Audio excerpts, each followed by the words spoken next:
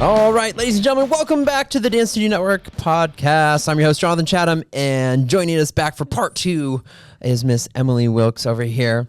We left it off. You were kind of on a cliffhanger there. You were getting through kind of the high school. You had just moved to the new place, and we were getting ready to kind of dive into your next steps after high school. Yeah, so I went to college. I went to Dallas Baptist University. Whoop, whoop. Ooh, go Pats. It was great. That was actually a very unexpected choice. I had gone to several different college clinics for dance and thought I was going to go a different route, but something just completely changed very last minute and ended up at DBU, which was really great. Very thankful for my time there. So I danced at DBU all 4 years through COVID and all of those challenges. Yeah, that was... We'll unpack maybe. That's a story for another day. I know, another podcast. Dancing through COVID. Yes. That was hard. But yeah. Well, what a pivot. And I think it's very indicative of the thing you do. Like what our dancers always taught how to do is like adjust in real time to the changes. And whenever you've done like a piece, you've had like a teammate who maybe got sick. Oh, yeah. Or someone, got injured at a trampoline park somewhere, which I always tell them to stay away from the trampoline parks, please. The most common injury. Yeah. Or something happened, kid couldn't make it. Yeah. And what's something that you as a team, how do you guys rally when you face that adversity? I mean, we have to have a team mindset.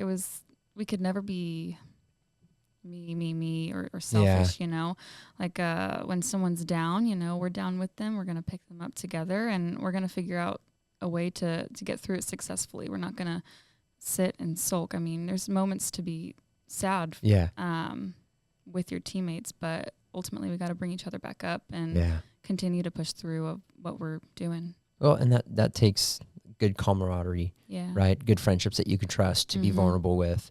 And, I think when you're looking on the outside, looking in, there's so many more little intricate details that take into consideration what makes a great dancer, a dance piece, and the better that you can trust one another, the more fluent the choreography happens to be.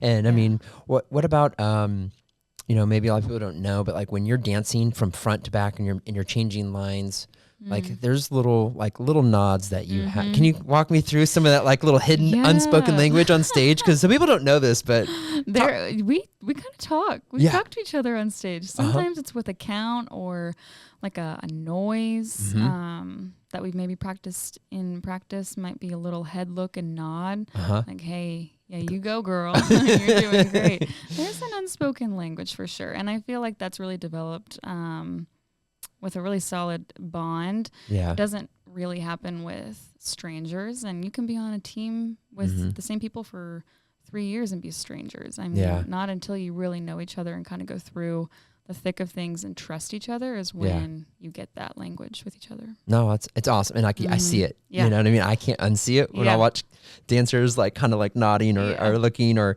like. We have a look. Yeah, there's a look. And it's like anchor points throughout a piece.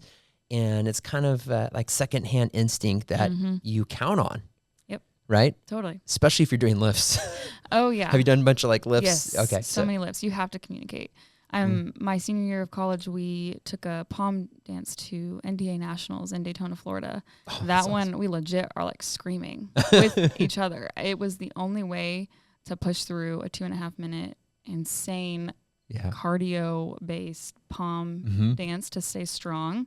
If we were silent, we would not have made it through. And we placed first and took home 2 national titles with that routine. And that's awesome. I really think the only way through it was communicating and actually yelling and encouraging each other through that dance, counting loud, making those noises. Well, again, it comes back to the trust factor. Yeah. You got to trust your teammate and you got to trust your coach or your director. And it's kind of like, I feel like it's always like cooking. When you introduce the right recipe with the right ingredients is beautiful. Yep. But too much heat, you burn stuff. Yep. Too low heat, it doesn't cook well. No. So dance is like a delicious stew. I don't know if people have stews anymore, but like a delicious meal, that you put all these different ingredients in. And obviously at the Dance Studio Network, this is something we balance, balancing which ingredient to add at the right time to really signify the flavor of what we're doing. And when you don't know what's going on, you're like, oh, cool. Like, what a fun dance. But it's like sub steps leading all the way up to what you see at the end. So, so college experience, had a great time. Maybe one tip for somebody who wants to dance in college. What's something you could help them with?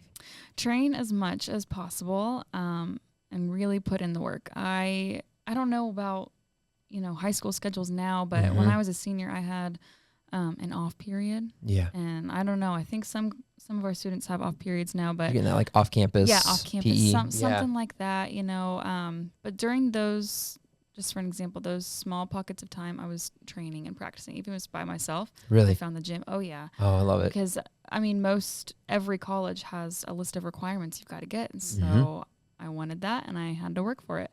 So I continued to go to all the classes I could at, dance studio, put the work in outside of practice. That's the biggest thing that you can do, is just continue to work outside of practice. You won't get the skills you need when you show up to class once a week. That's some self-accountability there, yes. And I hear sometimes like, I need to take more classes. And I'm like, well, let me ask you, how hard are you focusing and how much are you giving to the ones that you have? Yeah.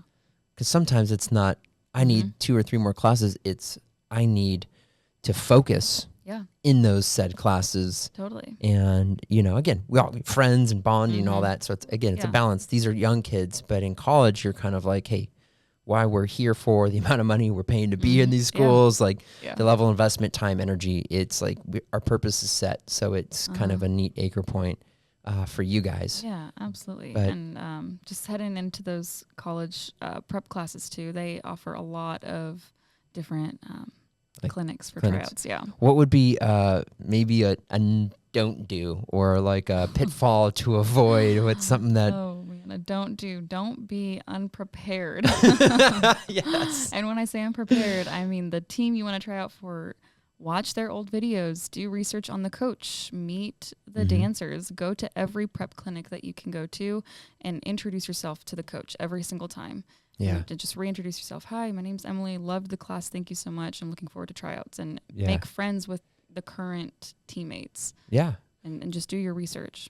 Yeah. Well, again, that's self-accountability. I mean, no one can dance for you. Exactly. I don't care how great, talent that could teach you. If you don't put the effort in, it doesn't show. Absolutely. And so I love it. Well, all right. So you graduated, now ventured into the adulting life, and it's kind of a full circle moment. Yeah.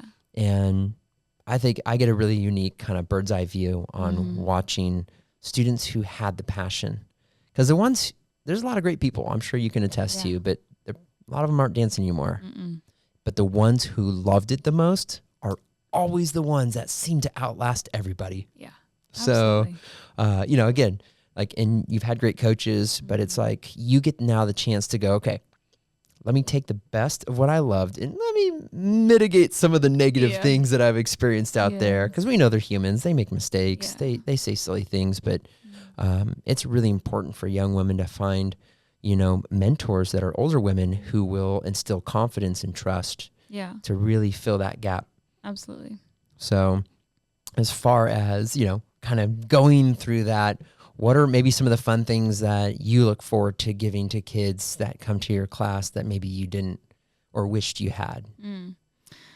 Yeah, that's a good question. That's a good question. I think most importantly, I want to show my students that I am always there for them, not as just a dance teacher, but a mentor. Like you said, my goal is to teach them fantastic skills and great life lessons, and I want their character to develop very well, but also just to be a mentor to those as well, and to make them love dance so they come back again. It's not about perfection. Yes, I want them to do well, and win a trophy would be great. But I want them to know that I love them. Yeah.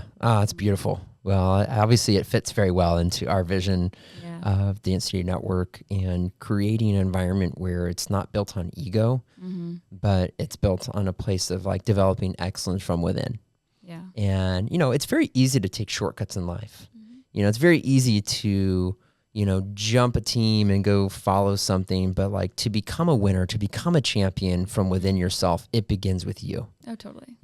And that's neat that, again, you're showing that. And I think the world needs way more of that now than ever, when someone is sincere, real, authentic, and loving, man, the level of impact that you get to make. And at the end of the day, we're being trusted with the most valuable thing in these parents' lives. So we want to make sure that we're adding to that value, not, taking away from that. Yeah. And again, it's a hard, fine balance, know what I mean? Because we're competitive. And I mean, people may not know, I am super competitive in ways that, I really compete with myself to provide a place of excellence, to work across multiple cities. And everybody that I've worked with the last 15 years, there is that hunger, there is that desire. Yeah. But I think what's missing in a lot of extracurriculars today is what you said, which is mentors who care more about you as a person than just what they can achieve with you. Because we don't want to throw kids away. I mean, good Lord, this is a children's developmental program. And if you're getting that experience, I'm sorry, but there are better ways to have a great time in dance than to feel like if you don't get first place, your teacher's going to throw you out. Yeah. And I mean, we don't have to go down that dark place too far, but it's real, right? Yeah, it's real. I've experienced it myself. And so it's like, are you instilling confidence or are you using fear tactics?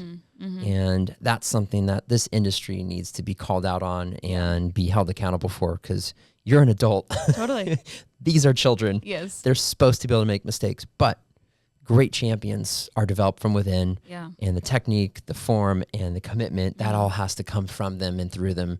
Yeah. And I love that at the end of the day, if these kids know they're loved, they're cared for, it's a matter of time that you're going to reach those mountaintops. Yep. So I appreciate it. That's awesome. That. Yeah, that's great. I agree. Well, you're going to be working with some of our performance company this year. So you got some girls that are going to be doing a little bit of everything you've kind of done. Yeah. Anything you want to kind of give a shout out for this year ahead? This is the chance.